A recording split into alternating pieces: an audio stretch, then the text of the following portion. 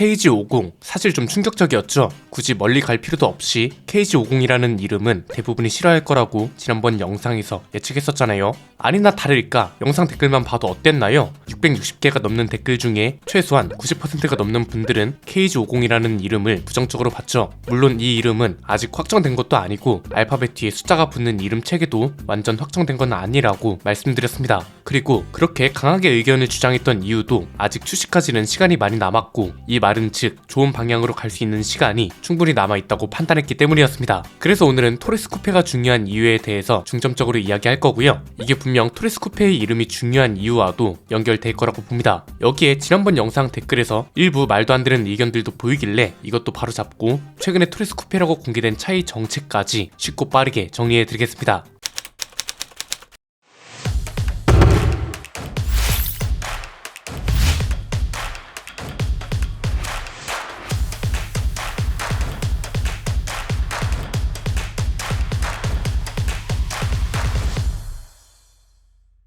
우선 최근에 뉴스와 커뮤니티를 뜨겁게 달궜던 이 차 토레스 쿠페라면서 이걸 기반으로 예상도도 여럿 나왔는데 이 차는 토레스 쿠페가 아닌 걸로 확인됐습니다. 하필이면 KGM이 출시할 거라고 예고한 쿠페형 SUV에 기어 레버도 렉스턴하고 똑같은 게 들어가 있어서 토레스 쿠페로 착각하기에 충분했다고 봅니다. 그런데 이 차는 토레스 쿠페가 아니라 한때 쌍용차의 모회사였던 마인드라의 쿠페형 SUV인 걸로 확인됐습니다. 이 스파이샤 속 차의 양산형 버전은 이거고요. 마인드라 치고는 디자인이 상당히 잘 빠졌죠. 기아가 쿠페형 SUV를 만들면 이런 모습일 것 같지 않나요? 요즘 기아가 밀고 있는 눈물 모양 헤드램프랑 테일램프를 그대로 갖다 박은 느낌이잖아요. 최근에 계속 이 차가 토레스 쿠페라고 퍼지고 있어서 이걸 우선 바로 잡고 지난번 영상에 대한 보충 설명으로 바로 넘어가 보겠습니다. 자, 모델명, 제품명, 사람으로 치면 이름이 중요한 이유는 뭘까요? 다른 질문으로 하자면 제가 지난번 영상에서 KG50과 같은 이름 체계를 가져가면 안 된다고 강력하게 말씀드렸던 이유는 뭘까요? 좀 더 자세히 말하면 KG 뒤에 숫자가 붙은 모델명이 매력적으로 느껴지지 않았던 이유는 뭐였냐는 겁니다. 사실 이건 영문과 숫자 체계로 가는 이름은 안 된다 이런 것보다도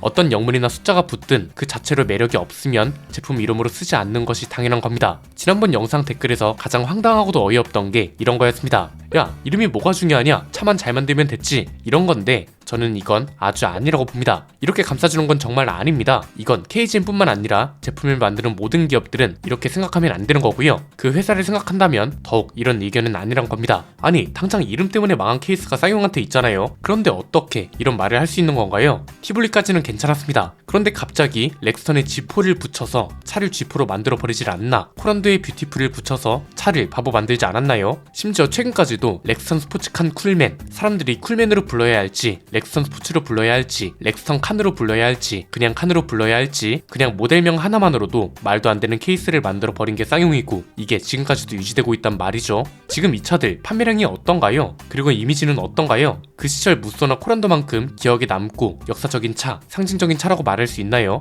아니죠. 이것만 봐도 제품명이 얼마나 중요한지 알 수 있는 거 아닌가요? 의견을 내는 것 자체는 문제가 안 됩니다. 그러나 항상 말씀드렸듯 그 주장을 하는 사람이 이해 관계자인지 아닌지는 잘 따져봐야 합니다. 지난번 영상 댓글에서 좀 이상하다 싶은 것들은 따로 알아보니 이 중에선 내부 관계자도 좀 있는 것 같더라고요. 인간적으로 이뤄지는 말자 이겁니다. 저는 이런 게 회사에 전혀 도움이 되지 않는다고 생각합니다. 그 순간 옹호를 해준다고 해서 660개가 넘는 댓글 여론 그리고 이 중에서도 적어도 90%는 훌쩍 넘는 부정적인 여론이 바뀌는 건 아니잖아요. 그럴 시간에 더 좋은 이름과 체계를 고민하고 제안하고 회의해서 누구나 납득할 수 있는 좋은 결과를 만들어내는 게 진짜 회사에 도움되는 일이라고 보고요. 또 하나 K5, K8, G80, E클래스, S클래스, 530i, 740i 이런 건 되면서 KG50은 왜 안 되냐고 하는 사람들 솔직히 말하면 환장을 노릇이었습니다. 이건 좀 놀랐습니다. 분명 영상에서도 명확하게 설명을 드렸죠. 방금 언급한 차들하고 KG50은 차원이 다른 문제라고요. KG50은 회사 이름이 그대로 모델명에도 붙은 거고 그래서 비유도 해드렸잖아요.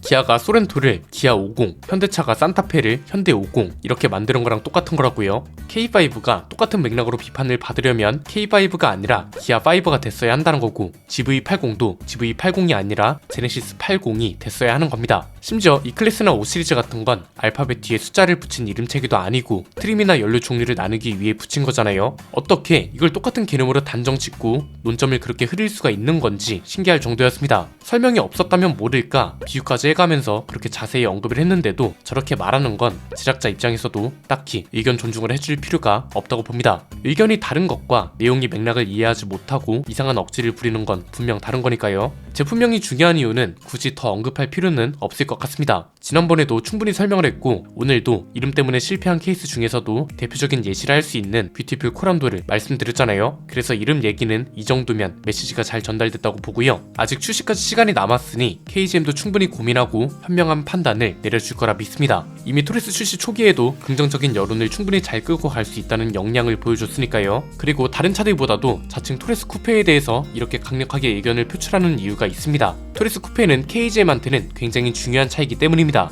오랜만에 이것도 크게 세 가지로 정리해 드릴 건데 이게 저는 이름을 신중하게 지어야 하는 이유와도 연결된다고 봅니다. 첫 번째는 자동차 기업으로서 KGM이 본격적인 행보를 알리는 차라는 거, 이건 이제 회사 입장에서 바라보는 건데요. 자, 우리가 진정성이라는 건 함부로 판단할 수가 없습니다. 저 사람이, 저 회사가 얼마나 진정성을 가지고 말과 행동을 하는지 이건 누구도 판단할 수 없는 영역입니다. 그래서 KGM 그룹이 KGM을 얼마나 진정성을 가지고 운영하는지도 우리가 함부로 판단할 수 없는 겁니다. 그러나 이건 확실하죠. KGM이 잘 돼야 KG 그룹한테도 좋다는 건 부정할 수 없는 현실입니다. 그런 의미에서 아직 이름이 정해지지 않은 토레스 쿠페는 그 어떤 차들보다도 중요하다고 볼 수 있습니다. 일단 토레스 전기차까지 납득되던 것들이 토레스 쿠페부터는 납득이 안 될 거라는 게 가장 큽니다. 토레스는 사실 애증의 차라고 볼 수 있습니다. 쌍용차 시절에 회사가 문을 닫네 마네 하는 와중에 탄생한 차이기도 하고 에디슨 모터스의 말도 안 되는 사기극을 딛고 KG그룹이라는 우리나라 기업의 자회사가 되는 과정 동안 탄생한 차이기도 합니다. 소비자들도 어려운 상황에서 태어난 차라는 걸 알고 이 와중에 디자인도 잘 빠지고 출시 당시 가격도 소비자들이 원하던 가성비라는 수식어가 붙을 수 있도록 나온 거, 이런 것들 덕에 자잘한 문제들은 납득이 되는 그런 차였단 말이죠. 여기에 토레스는 기본적으로 마케팅 시너지도 굉장한 차였습니다. 가장 판매량이 많이 나오던 시기에 서울 모빌리티 쇼를 비롯해서 긍정적인 여론이 계속해서 쏟아져 나왔거든요. KGM이 탄탄한 신차 계획부터 시작해서 계획에서만 끝나는 게 아니라 콘셉트카까지 직접 공개를 했단 말이죠. 그래서 야, 이번에는 비전이 확실하구나, KG그룹이 인수하니까 뭔가 많이 다르네, 이런 걸 소비자들이 느낄 수 있었고 이게 응원 여론과 더해지면서 토레스 판매량으로 이어졌다고 볼 수 있습니다. 사실 토레스는 완벽한 차라고는 할 수 없습니다. 가장 문제인 게 인포테인먼트 시스템을 비롯한 전자장비 문제인데 이게 아직도 해결이 안 되고 있습니다. 심지어 애플 카플레이를 도입하고 나서부터 더 하다고 해도 과언이 아니고 이게 토레스 전기차까지 이어졌습니다. 토레스 전기차부터 문제가 된 게 아니라 수개월째 문제를 해결하지 못하고 있다고요. 토레스 전기차까지는 소비자들이 납득하고 이해하고 기다려줄 수 있다, 100번 양보해서 이렇게 볼 수 있습니다. 그런데 토레스 쿠페부터는 이런 게 전혀 안 통할 거란 겁니다. 토레스 쿠페부터는 기존에 있던 모든 문제들을 해소했다, 즉 최소한 고객들이 불편과 불만을 느끼던 걸 충분히 경청하고 최대한 노력해서 문제를 해결할 수 있는 회사라는 게 보여야 하는 차가 토레스 쿠페라는 겁니다. 왜 하필 많은 차 중에 토레스 쿠페를 기점으로 보냐? 간단합니다. 토레스 쿠페 이후로 굵직한 신차들이 많거든요. 토레스 픽업 트럭, KR10, 렉선 풀체인지, 이런 차들이 출시될 겁니다. 토레스 쿠페를 기점으로 완벽해진 물리 버튼과 터치식 버튼의 비율, 안정적인 소프트웨어와 전자 장비가 쭉 이어져야 한다는 거죠. 그래야 그 뒤에 나오는 차들은 기존에 있던 불만이 나오지 않을 거고 좋은 평가로 이어져서 판매량 상승과 순환이라는 결론이 도출되어야 한다는 겁니다. 토레스 전기차까지는 시간이 부족했다는 핑계가 통할 수 있지만 토레스 쿠페부터는 소비자들의 평가 기준과 기대치도 높아지기 때문에 이런 게 더 이상 불가능합니다. 그래서 토레스 쿠페를 중요하다고 보는 거고요. 두 번째는 티볼리 징크스를 깰 수 있는 차 역시 토레스 쿠페이기 때문입니다. 이건 이제 회사가 아니라 소비자들이 받아들이는 입장에서 바라봤을 때의 이야기입니다. 지금 토레스도 어떤 여론이 형성되고 있나요? 야, 토레스 좀 잘 되니까 전기차에 픽업 트럭에 이번에는 쿠페까지, 이것도 티볼리 꼴 나려고 작정한 거 아니야? 이런 거죠. 여기서 말하는 티볼리 꼴이라는 건 뭔가요? 앞에서 말씀드린 지포 렉스턴과 뷰티풀 코란도 꼴날 거네 이거죠. 마인드라 아래에서 탄생한 티볼리입니다. 마인드라는 티볼리를 너무 마음에 들어한 나머지 티볼리의 얼굴을 코란도와 렉스턴에 그대로 이식해버립니다. 이렇게 해서 티볼리 대중소가 탄생하고 코란도와 렉스턴의 정체성이 완벽하게 사라지게 됩니다.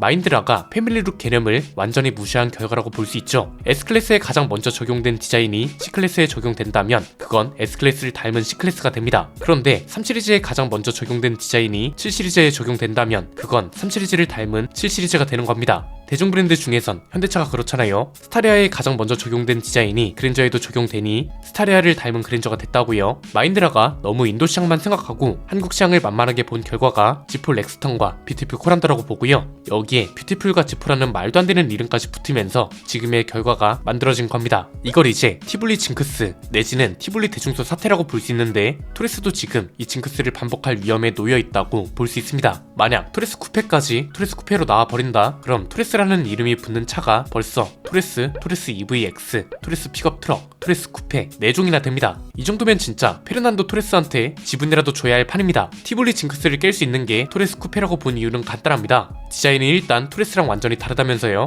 아직 내부에서도 차를 직접 본 사람이 많지 않은데 심지어 디자인이 굉장히 잘 빠졌답니다. 그러면 당연히 더 좋은 이름을 붙일 수 있는 거잖아요. 무엇보다 완전히 다른 디자인에 토레스가 아닌 다른 이름을 사용함으로써 신선함까지 줄 수 있습니다. KGM한테는 토레스밖에 없다는 인식, 토레스가 잘 되니까 토레스한테만 의존한다는 부정적인 평가도 완벽하게 해소할 수 있는 차가 토레스 쿠페라고요. 그냥 이름만 잘 지어도 반 이상은 먹고 들어갈 수 있는 좋은 기회고, 소비자들 입장에서도 토레스가 아닌 다른 제품을 접할 수 있는 건데 이걸 날려버리면 너무 아깝다는 거죠. 세 번째는 그래서 쌍용차 시절에 좋은 자산을 활용하면 좋을 것 같다고 제안했던 겁니다. 코란도, 무쏘, 이스타나, 렉스턴, 칼리스타, 액티언, 이 이름들을 좋은 자산이라고 하는 이유는 뭔가요? 일단 성공적이거나 상징적인 차들이죠. 화려하던 시절에 쌍용차를 있게 만든 차들이고 이름만으로도 상징적인 차들이라고요. 그러면 일단 홍보하기도 좋고 소비자들도 긍정적으로 접근하겠죠. 당연히 전시 이벤트를 할 때 테마를 잡기도 좋고요. 그 시절 쌍용차의 좋은 자산, 회사가 성공했던 그 시절을 떠올리면서 앞으로의 KGM도 성공의 길만 걷겠다는 의지를 보여줄 수 있습니다. 광고를 만들기도 얼마나 좋나요? 예컨대 토레스 쿠페 이름이 칼리스타로 정해졌어요. 그러면 지금부터 칼리스타를 가지고 있는 차주를 수소문해서 차를 섭외하고 이걸 복원하는 스토리를 그리고 복원이 완료되는 시점이나 장면에서 토레스 쿠페가 최초로 등장하고, 상상만 해도 얼마나 가슴이 웅장해지냐 이겁니다. 그리고 이게 통하는 이유는 뭐다? 이 차들이 나오던 시절이 어땠는지만 생각을 해보면 됩니다. 아반떼, 소나타, 에스페로, 르망, 그랜저, 세피아 등등 우리나라 자동차 기업들이 가장 치열하게 경쟁하던 시절이기도 하고요. 90년대와 2000년대 초반이잖아요. 강한 자들이 살아남는다던 시절이면서 낭만도 함께였기 때문에 추억과 향수를 느낄 수 있는 시절이기도 합니다. 왜 현대차가 리스토어 프로젝트를 진행하고 각 그랜저와 갤로퍼를 언급해가면서 요즘 나오는 그랜저와 산타페를 홍보하고 포니를 소환하면서 앰비전 74, 아이오닉 5 이런 차들을 만들겠어요? 자동차라는 제품은 다른 제품군들과는 다르게 추억과 향수, 역사, 상징 이런 게 중요하게 통한다는 방증 아니겠어요? 그래서 픽업 트럭을 제외한 차들은 코란도, 무쏘, 이스타나, 렉스턴, 칼리스타 이런 상징적인 모델명을 소환해서 그대로 적용하고, 픽업 트럭들은 아예 순우리말이나 순우리말을 합성한 모델명을 가지고 구성해버리면 이것 자체만으로도 KGM이 정체성이 될 수 있다고 제안했던 겁니다. 이런 모델명들은 현대차도 못 가져가는 자산이라고 봅니다. 당장 그랜저나 갤로퍼만 봐도 어떤가요? 1세대 모델을 계승한다고 하니 미쓰비시 차 가지고 뭐하냐고 하잖아요. 적어도 코란도, 무쏘, 이스타나, 렉스턴 이런 차들은 이런 소리는 안 듣는다고요. 그래서 지난번에 토레스 쿠페 모델명과 관련해서 다른 영상에 비해 강력하게 주장을 이어나갔던 거고, 이게 KGM한테도 중요한 터닝포인트가 될 거라서 다른 건 몰라도 이 차만큼은 신중하게 갔으면 하는 마음에 열변을 토했던 것 같습니다. 충분히 할 수 있잖아요. KG그룹이 KGM한테 얼마나 진심인지를 잘 알고 있거든요. 최근에 공장 라인도 재정비했다던데 부디 얼마 남지 않은 시간 동안 할 수 있다는 걸 보여줬으면 좋겠습니다. 그냥 저도 솔직하게 말씀드리면 KGM이 잘 돼야 저희도 면이 서고 잘 되는 거니까요. 오늘 내용은 여기까지입니다. 내용이 유익하셨다면 구독과 좋아요, 알림 설정 부탁드립니다. 지금까지 저는 안PD였습니다. 감사합니다.